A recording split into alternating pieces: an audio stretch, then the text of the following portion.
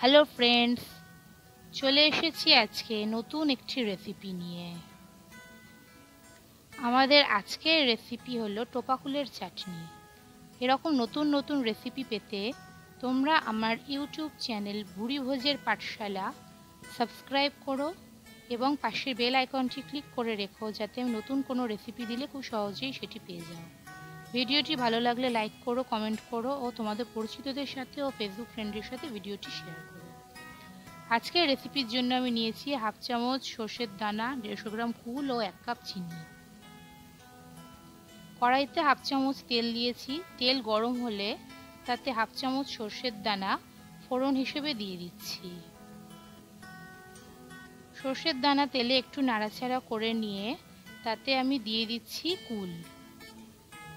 এই সময় গ্যাসের ফ্লেম লো করে দিয়েছি যাতে কুল পুড়ে না যায়।